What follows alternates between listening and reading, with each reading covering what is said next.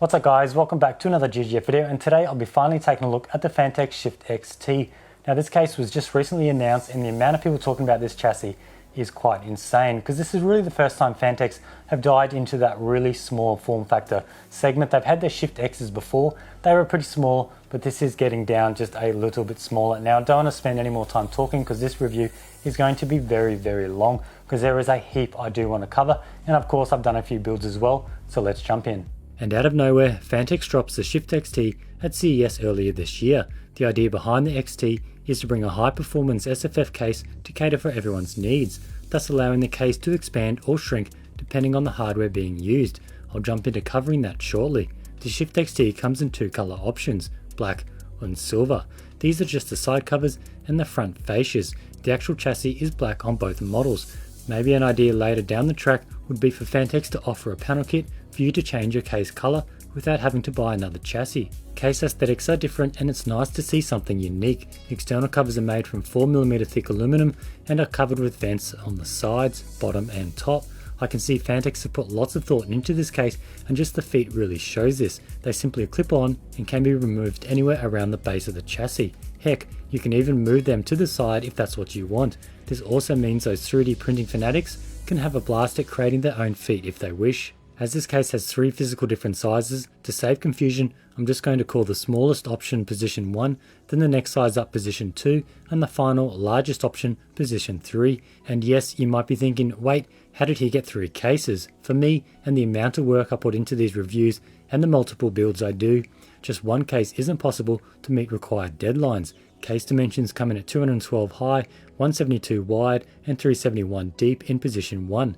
Position 2 sees the width and depth stay the same, but the height is now 244, and for position 3, width and depth stay the same, but the height is now 272. For those wondering how this is possible, I think Phanteks have pretty much nailed it. The case comes default in its lowest option, position 1. This config allows for no cooling options to be installed at the top. If you go down this route, no modification of the top panel is required. For those wanting to expand the chassis, it's quite simple. First off, we need to remove the top panel of the XT. I'm not going to lie, I did have to refer to the manual for this, not in a bad way, but what Phanteks have done here is quite clever. The top fascia is magnetic and pops off. Now we get a better idea on how this setup works. Once the front cover is off, you'll find two sliding locking clips. These essentially hold the top cover in. Slide these latches in, then push the top forward and lift. Brilliant. Now the top is off, we can grab the two filler pieces from the accessories box. For expanding the case, only the top panel needs modifying. For configuring the case for option 2, grab the smallest filler piece, mount it on the inside back of the top panel so the screw holes line up, then screw it down. All we need to do now is move to the front of the top cover and move the screw on each side up one spot. Phanteks have even included a small screwdriver just for this, because it is a bit of a mission with the standard one due to the tight space. That's it, the top cover has now been configured for position 2, which now allows up to 31mm of clearance in the top for fans. To install the panel back on, drop it slightly forward on the top of the Shift XT chassis and slide it back. Make sure it's firmly pushed back and slide the locking clips back into place. They need to be pushed all the way over for it to be done correctly. Extending the case to position 3, the largest option, is done the exact same way. But instead we now need to use the bigger filler piece instead of the smaller one, and instead of moving the screws at the front one position up, they are moved 2 positions up. With the case in position 3, there is a total of 61mm at the top for radiator and fans. The modifying of the top panel can be done at any stage of your build, which is great and means you can add some top fans to your rig later down the track without having to dismantle everything. For a quick size comparison between the 3 Shift XT options, I've lined up a few SFF cases I have on hand. From left to right, we have the Ghost S1 with no hats, Ghost S1 top and bottom hat, Milo TO3, Lianli Q58, and the Shift XT in position 1, 2 and 3. For a more closer look at the relative sizes in each of their positions, the Shift XT in its lowest option, position 1, from what I had on hand, is closest to the Ghost S1 with no hats. The Shift XT in position 2 is quite unique and doesn't fit against anything I had on hand, as the SFF cases I have either support nothing at the top of the chassis or radiator and fans at the top. Position 3 of the Shift XT, the largest option, is comparable to the Milo TO3 and the Lian Li Q58, but I would like to note the Shift XT is considerably longer than all the SFF cases I've just shown. Moving on to front I/O, Phanteks have kept this clean and once again a very clever design. At first I thought, wait, where is the front I/O? But the bottom cover slides up to reveal a single USB Type-C, USB Type-A, RGB color and mode buttons. The power button is actually on the slide up panel and still works either if this panel is up or down. Now that's neat. With all this, Phanteks have even added an RGB infinity mirror in the front. This is controlled by those two front RGB buttons, but can also be offloaded to your motherboard's RGB header if you wish. And how much of this you'll actually see will depend on what size option you go with. Here's a quick shot of the RGB front mirror in action in the three sizes.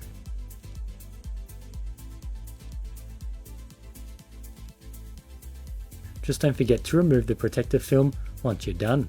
For some reason, if you need to dismantle the whole front assembly, for say maybe adding a screen behind this mirror, the bottom panel slides up one more click and pulls off to reveal a bunch of screws. To remove the whole bottom of the chassis cover, which you'll need to do before building in the Shift XT, there is one thumb screw at the very back bottom of the case. Unscrew this, push the case forward and lift out.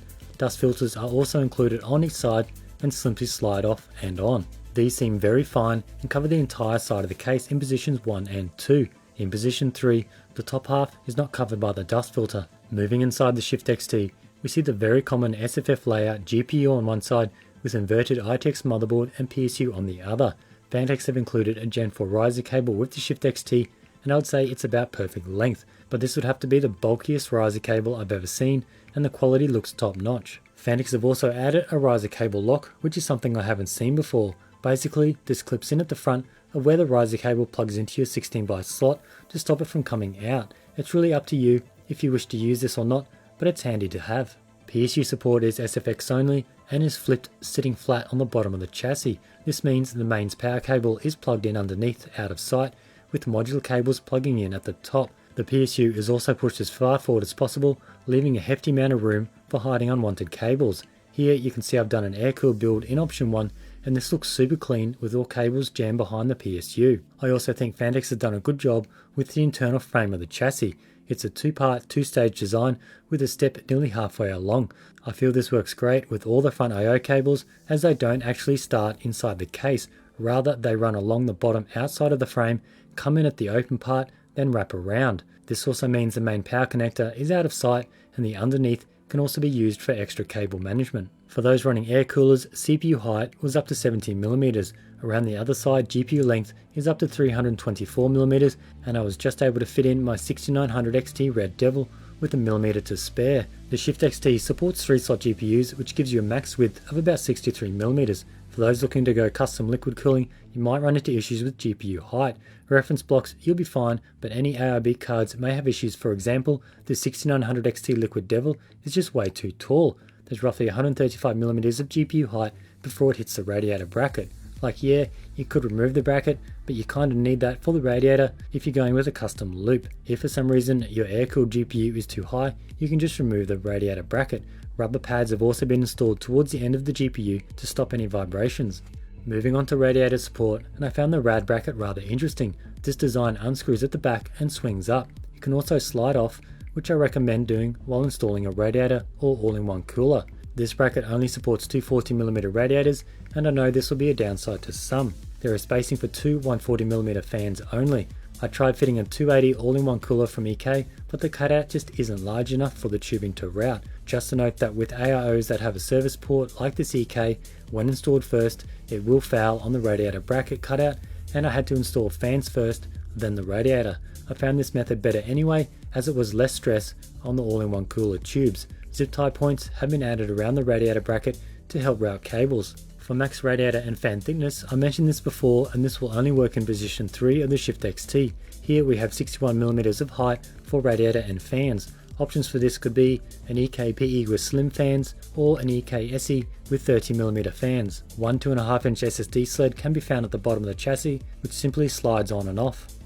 Now that's most of the review there. I do want to check out some other things later on, like temp results, res support and so on. I have done a few builds in this case, so let's check them out.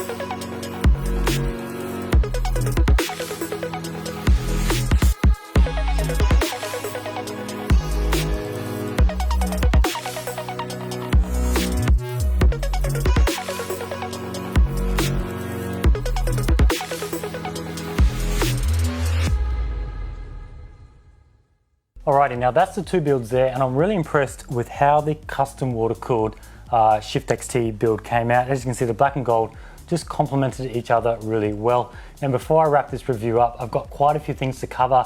I want to cover res support, some other things like the Velcro ties. I want to also go over the screen I used in the front here. I'm sure some of you guys would want to replicate that because that came out really well. Maybe some different color covers you can get. There's an air filter kit. I want to talk about cable sizes. I've done a little handle mod and temp results on the custom liquid cooled system here. So first off, let's talk about res support. As you can see in this system here, once again, I did use a relatively short GPU because that's really the only way you're going to be able to do a SFF build like this and fit a decent sized pump res combo at the front of the case, which is at the end of the GPU. If you did go with a longer GPU, this is a reference 3080. They're about 225 millimeters long with an EK block, heat killer block. They're all about the same. You can go with something like the DCLTs. These are much smaller. This is a dual top. The single ones are about half the size. These can pretty much be jammed anywhere. If it's a low enough spec system, you don't really need a res. You probably don't need a res anyway. If it's decent spec, it'll still come down to radiator support, but you can pretty much put these anywhere and that will free up some extra length. You could probably put this even, I would say, up over near the power supply area if you had the single DCLT. Another option is something like a pump res combo that uses the cylinder style. These ones have been around forever. Now these all do fit. The total length is 324 long, as I said before, for your GPU. That's from the start to the end. The width you've got from the GPU section to the front of the case is 67 millimeters, and then the height from the bottom to the very top is 166. They're the dimensions you have for a pump res combo. Something like this FLT works well because you don't have to fill it from the top. You fill it from either the front side or this back side here. Whereas if you go with something like this with a cylinder, you have to allow room to be able to fill it. And if you have your in coming in the top, then you've got the height of a fitting as well. So bear in mind with that. And you don't want to go too high up in this area because that's where your rad ports will go. You can't have your rad over this side. If you had an X-Flow, you could have one port coming out this side and one on the other side. But with that really bulky riser that Phanteks have added, there's literally no room to have your radiator port coming out over your motherboard side. And the way this case is done and the radiator bracket is set up, it's really designed to have ports come out the front. So that's basically it for reservoir support. There's a few options there. In the build, SFF build I did a few months ago, I used something like this, which worked well. This time I wanted to mix it up by doing all EK, so I didn't want to use bits power. I wanted to use the FLT 80. That's 80 wide, and it just worked out really well. It's got a really thin DDC on the back. It doesn't have a pump cover, because obviously you would see like this bit here is just about hitting that stop fitting. Like you can get thinner stop fittings, but I do think adding a pump cover or cooler on the back would have protruded it out just a little bit too far. One thing I did miss along the way are Velcro ties. There are two, they're not too many. They're over near the power supply area. It's basically when you wrap your cables, you go out of your power supply, you go down, then you feed the bulk in that gap, then you go back up. Once you go back up, there's a cable Velcro tie that runs along that holds them in, and then you go out to your GPU and so on. So there's two there. That is nice to have. They are removable. I did remove them because I didn't really need them. Now, moving on to the screen. Now, this isn't too bad. I will bear in mind you are going to have to drill into your case. I'll show you all of this on film, but to do that, you actually have to pop the cover off, which I did mention. I won't be able to do it on that one, but I did mention earlier, once you go up to show the I/O, you pop it up once more, then you can get to the 4 screws, and then there's one right up the top. Once the whole panel comes off, you just drop it down, then you get access to 4 screws at the back that holds the inner curved mirror bit in, but then you can also detach the mirror on the front that is glass. There's some little clips. Once you pop that off, you have pretty much access to the guts of the inside of that infinity mirror. Now there's some RGB strips either side. All of this is removable. They're all removable by cables and connectors. You can pretty much gut that all out till you just have one big square in the front. Now that square comes to roughly 130 millimeters wide by 80 millimeters high, and the depth you have for a screen is a maximum to 5 to 6 millimeters. I wouldn't go any thicker than that for a screen. I'll put in a link to the screen that I used, and it just fit in there perfectly. The ones I use are very, very thin, and they are AMOLED. They do cost a bit. They'll be about $150 so, pretty much basically the price of the case, but I use them in a lot of builds, so I do get my use out of them. Then I basically drilled a hole because the screens are basically made up of the screen. Then there's a ribbon cable that goes to a little daughter board. Then that daughter board goes to another ribbon cable, which is a larger daughter board, and that board has the HDMI, USB power, and so on. So there's no way you're going to be able to jam that in the front. You basically have to drill a hole. I lined it up so it went exactly into that gap between the power supply and the center frame of the case. Once I did that, I was able to nicely fold it all up in there. So I just had the last daughter board that has the HDMI and then the USB power in that gap, and then I just ran the HDMI out the bottom. I used ribbon HDMI cables. They're very thin, and that just runs along the bottom, and then I ran USB, which goes up behind the GPU and back into the motherboard. So that's probably the best way to do it. And to run the display with the round gauges on, I do use AquaSuite. You can use a lot of things, AIDA64, you can even use NZXT Cam, but I do like the AquaSuite setup because you can customize it really well. And I just went with something simple, the two little gauges either side, and then I did a split gauge in the front that had the CPU clock and then the GPU clock. So that worked well, but I will throw the screen that I used in the description down below. Phanteks are offering a air filter kit that goes inside the top panel. So that's if you're running a configuration in option 1, so nothing at the top, the smallest option. You're not going to have any airflow going up and down. So if you live in a bit of a dusty environment, dust is just going to settle on top of the case, and dust could just fall inside. So the air filter kit is designed to go on the inside panel, and that just covers the 3 gaps at the top here, all those little slits. Now, other things I want to cover is, I did mention earlier being able to purchase these side covers separately. Like this one looks pretty cool here. I've gone with the silver top, obviously, and then the black bottom. What's your thoughts on other colors like a red, a blue, anodized blue, or maybe some funky colors, some different colors that aren't your standards, reds and blues, I know Phanteks have done the anthracite gray, maybe something like that, but that's just my thought. I'm not sure how much that would take up with the cost, and when it comes to the total price of this case, I don't know how much you'd need the top, the bottom, and then the 2 fronts. So if it's going to be something like 100 US, it's definitely not worth it. But if it's going to be something like 40 or 50 US, what's your thoughts on getting different colors? Because then you don't have to buy the whole case again. Now, moving on to today's video sponsor. It is a little bit late in this video, and that is CableMod. Now, if you're unfamiliar with CableMod, they make a heap of custom cables for your PCs. They make the custom sleeve cables, they have the configurator, they do custom keyboard cables, they do custom SFF cables, which I use in all my small form factor builds. Now, if you're unfamiliar with their configurator, it works really well. And they have a configurator for the standard sleeve cables, for these type of cables, and also for their keyboard cables. Now, the reason why I like to use these FFF cables, people might say, oh, they look boring, they're not sleeved or anything. When it comes to these small form factor builds, I don't want to show off the cables. I want to keep them out of sight. I keep them the same color as the frame of the case, the same color as the power supply, hidden out of sight. When you have your larger ATX build, yes, you can get the nice bend radiuses, the nice curves, you can show off all the combs, and they look really sweet. But when it comes to these cables, you want the smallest diameter cables. Bear in mind, you still want the right gauge of wire, which the cable model ones are, but you want the smallest ones you can get, whereas the sleeve do take up a bit of bulk of that cable. So you don't want the sleeves, you want them very small, and they're very easy to bend, and you can train them a bit to get some very nice curves.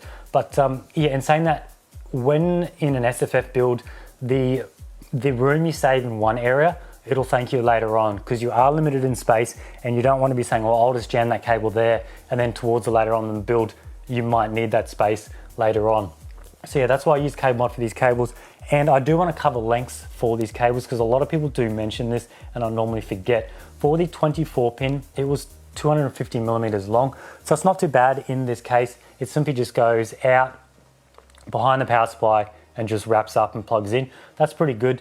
The EPS has to be quite long, because it does have to go from the, I'll see if I can spin, it's going to be hard to see, but EPS has to go at the bottom of the motherboard all the way along and basically plug into up here. So what I do for my EPS, I actually go straight out the top of the motherboard, which is the bottom in this case because it's flipped. I normally put some tape to hold it so it's straight under. Then I run it along behind the motherboard. I run it along the motherboard to where the 24 pin comes up. So it actually goes behind the 24 pin. You actually don't see it at all once it's in the case, because it runs behind the 24 pin, and then it will just run behind the power supply and then plug in to up in the modular C. So you need it quite long, 410. You can give or take a few. And what I do like about these SFF cables from Cable Mod is you get some fine tuning on the sizes. You can go within 10 millimeters, and with their ATX or their normal Pro sleeve cables, they aren't that fine tuning. I'm pretty sure they're within the 50 millimeters. So within that 10 millimeters, it really does come in handy. Now for the GPU, I had 320 millimeters for each, which is quite long. I went through my huge box of cables and I didn't have any shorter. You could probably drop those down to 250, because literally all they have to do is go, I'll see if I won't take this off yet. All they have to do is go from the end of your GPU just straight over into the modular ports on the power supply. Now you don't really want them just to go power supply straight across and straight into your GPU, because you'll never be able to manage them properly. I at least went out of the power supply, down, cable managed them a bit, and then went straight back up, straight into the GPU. So they were nice and clean. But yeah, they're the cable lengths for that. Things like Molex and SATA for SFF builds, you really want them as short as possible, because no doubt what you're plugging them into, like a pump or something, they will have the bulk of the cable, and then you just keep the really short bit of the Molex at the power supply end. I am going through this a little bit fast because there is quite a lot to cover. Another thing you may see is a top handle. Now this thing's pretty sweet. You do want to make sure you do have this locked in. When I mentioned locked in at the front, that latches all the way over, because it can click once and it hits that screw. You want to make sure it clicks all the way over, because if you pick this up, the only thing holding this in is the two latches at the front. Now they won't come out once it's in. Now this is a handle I just picked up from my local hardware store, Bunnings. It was like $5.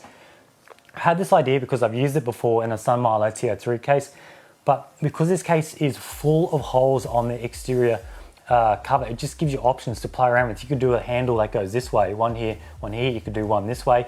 No, I'm not really going to give you the dimensions of this, because there's no doubt you are going to get something to line up, because the amount of holes that are in there are just crazy. I just randomly picked this up and it fits perfectly. It comes with really long M4 screws, because these are designed for your kitchen. I had some smaller M4 screws that just went straight in. So that's an option there, a neat little trick if you want a handle to carry that around.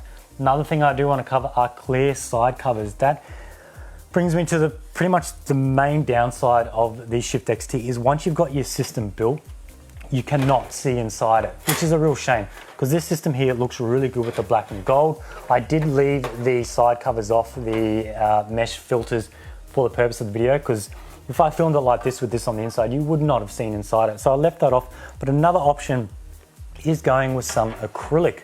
I just went to my local acrylic shop. I was a bit lazy this time. I did get them to pre-cut it because it was very last minute. Now the dimensions of the side covers, how I've got this done is it fits on the inside of the cover. What you do is you would stick it on the very lip on this side, and when you drop this back down, it would just go under the lip there. And then you won't see the edges in the first row, and you won't see them in the first row down here. It'll be completely hidden. Now the dimensions of this are 359 long by 80 high, and it has to be 1 millimeter thick or less. If it's any more, it's going to be too hard to fit it under. And I just think something like that will look pretty cool. You can still see inside, and you still want to get the majority of cooling with your system, because you've got all these vents here and you've got all these vents here, and it's just another option you can play around with. Like something like this would be like less than $10. It's just fun to play around with to see how you go. I just thought of throwing that up there. Another thing I mentioned earlier was the modular feet. I've done a bit of a grid photo up to show you guys who are into 3D printing. If you guys are looking at getting this case, I'll throw this grid photo up with some measurements. I didn't know the best way I could get some measurements for you, but I've just lined a ruler up each way to show you the measurements. I think I'm starting at 10 mil, and this will give you an idea of the dimensions of this mesh pattern on the bottom if you want to start 3D printing some feet while you wait for this case to arrive, because you can definitely go with higher feet. You go with some funky designs. Now let's look at temp results. Now you're probably wondering what the specs are. I'm only going to cover temps with this one. This is the custom water cooled one. This is just air cooled. It's going to perform pretty decent within reason to the hardware. It is a 5600X with a 6900 XT all stock, and it's got the air cooler, but I want to cover this one over here. This is a RTX 3080 reference edition. Now the CPU is a little bit different. It is the 12400F. So it is the i5, nothing fancy. I did pick up this 12400 non-K to try and do some non-K overclocking, but then I found out that pretty much all ITX 12th gen motherboards aren't going to have the external clock gen due to the size of the boards. There's just not enough room to fit that extra chip on. So I'm basically stuck at stock, which is a shame because I wanted to see if I could get this to 4.8, 4.9, see how it went with temps, but I'll play around with that in an actual different board where I can. So that was stock, but bear in mind the 12400 F or non-F is a very good capable CPU. I think it's on par with the 5600X, maybe a little bit better. Then we just have some Kingston, if you are wondering what the memory is, it was Kingston Fury 32 gig DDR5 5200 megahertz, which I stripped down and just put some standard water block covers on. I didn't put the top block on for the memory block. It's just got the side covers on, and I think that worked very well with the overall theme. And then I just added some gold vinyl to tie it in with the block. And then cooling wise is an EK240 SE radiator up the top here. And then the fans are the newish Phanteks, the T30 fans. They're the 30mm thick ones. I'm just going to open this up a bit. I think it already is, yep. So they are the 30mm thick ones. They're fixed at 1300 RPM. I thought that was a reasonable, I'm not sure how I came up with that, but that was quiet enough. Well, it was actually more quiet than it was loud because I could barely hear the system at all. It was super quiet. And then I also knew I had that extra thermal headroom. If it did get hot, you could pump these fans with your fan curve a little bit hotter because these can go to 3000 RPM. Bear in mind, you're not going to want to run these at 3000 RPM for very long because they will be very, very loud. But yeah, at 1300 RPM, they were super silent, and the rest of the system, I think the only thing I could really hear a little bit was a bit of a hum coming from the pump. Now, starting with temperature results, Cinebench R20, I ran all these for about 45 minutes, some of them a bit longer. As I said, CPU was stock, so the 12400F after 45 minutes was 59 degrees. Now, this room in here was quite hot. We are in summer now, and it was about 26 degrees room temperature. So 59 degrees on the CPU, which I think was really good. The 3080 was 38 degrees, and the memory was 48. Now, in these tests where you're doing things like GPU only or CPU only, one of them is going to be slightly, or one's going to be hot and one's going to be much cooler, whereas this time the GPU wasn't doing anything. It was just getting residual heat soak from the loop from that CPU. So 59 for the CPU was pretty decent. Same with AIDA 64 FPU. Once again, I'm not going to cover the GPU because it was just sitting in the loop doing nothing. The CPU once again was 58, so basically the same as the Cinebench R20. 3D Mark Time Spy. Now, this one here was definitely going to be a little bit more on both components because now we've got the GPU working and the loop is cooling both devices. For the CPU, for 3D Mark Time Spy for 45 minutes, we saw 71 degrees. So it is creeping up there. And this is why I wanted to go with something with like a 12400. Now, if I went like a 12600K, or even higher, there's no doubt the CPU would have been up to the 80s or even more. Now, bear in mind, you're not going to be running 3D Mark Time Spy all the time, but we'll move down to some gaming benchmarks and you'll see that it does start to all add up. The higher the CPU, now I've seen people stick in i9s, 3080s in their SFF builds with a slim RAD like this and say everything's fine. Now, I kind of call that BS because without some extra modding, external fans, some extra RADs, they are going to get hot. Now, moving on to the GPU for the 3D Mark Time Spy run, the 3080 ran at 62.3, so say 62, and then the memory got to 74. So it is getting up there, it's getting a bit warm. And moving over to Far Cry New Dawn, 45-minute run, this is 1440p. The CPU was at 67, and then we saw 57 for the GPU, and then 66 for the GPU memory. Then Overwatch, 45-minute gameplay, 1440p, saw the CPU at 62 degrees, 54 for the GPU, and then 61 for the 3080 memory. So those temps are well within reason. But once again, if you wanted to slightly do some overclocking on your GPU or even throw in a 12600K, it'll definitely add that extra heat into the loop. And I wanted to have a play around with and see how one of these lower end CPUs would go in a system like this. And overall, I was very happy with these results. Definitely an i9 in a system like this would have needed some serious undervolting as it would have got very, very hot. Now, moving on to some new other products that are coming. There are some new power supplies that Phanteks have released. Now, I'm assuming they'll be launched at the same time. They didn't give me an ETA on those. They gave me an ETA on the case, but not the power supplies. They are the new Revolt SFX. They come in 650 watt gold. That is going to be 120 USD. The 750 watt gold is 130 US dollars. And then the 750 watt platinum is 140 US. Now that's what I used in both of these builds. Very clean looking power supply, all black. It should blend in with most builds. And these are Seasonic OEM. So if you have any Seasonic cables lying around, they will fit in this PSU, which is really good. Now, lastly, I want to cover is the Shift XT price. You're looking at 170, well, I got 169.99 USD. So say 170 US dollars. So in terms of that's good or not, well, I'll let you be the judge of that. I think it's pretty decent for what you're getting. The ability to be able to build a system like this, and then down the track say, hey, I want to add some fans. You can just slide this top cover off, add the fans, plug it into your motherboard. You don't really have to disconnect anything at all, and then away you go. So you are getting, I wouldn't say you're getting multiple cases in one, you're just getting that extra flexibility in one case. Whereas if you buy a different case that has, say, a lot of SFF cases are designed to have a radiator and fans already, so you are stuck with that extra height.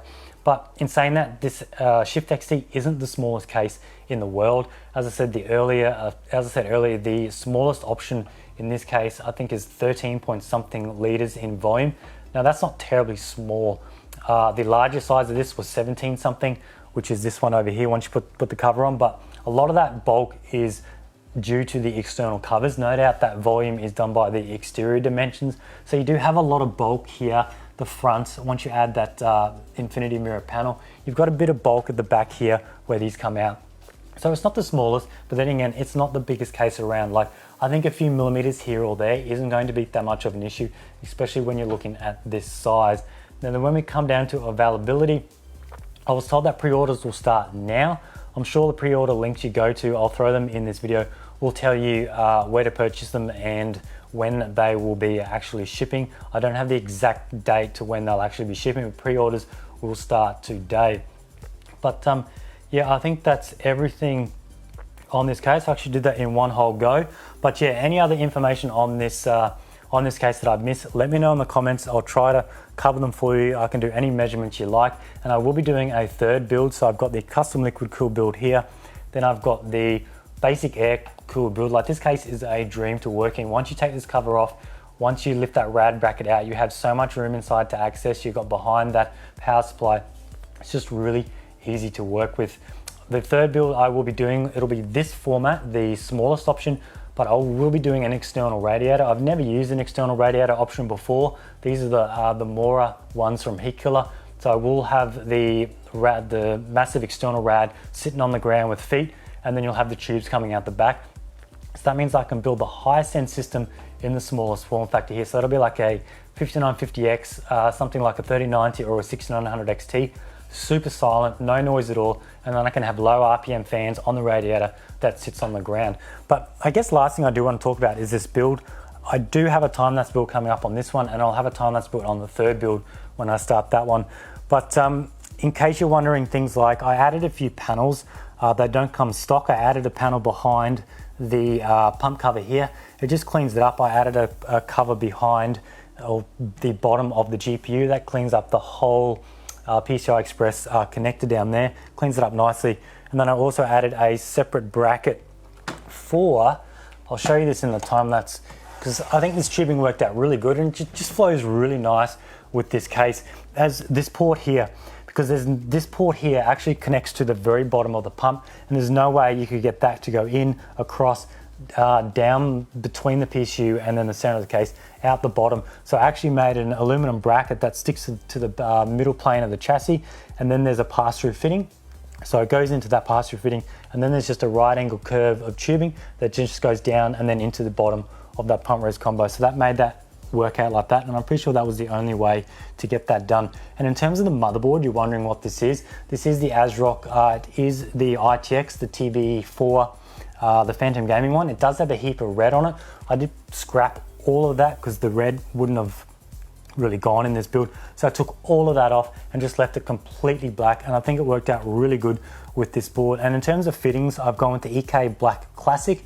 I did order some mini torque, but they didn't arrive in time, but all the micro torque. So I've gone with the classic fittings for the angles and extensions, and then the very end fittings, these are 12 millimeters. These are the micro torque in gold, and then the tubing is a Corsair matte black tubing, and that just works so nice with this build.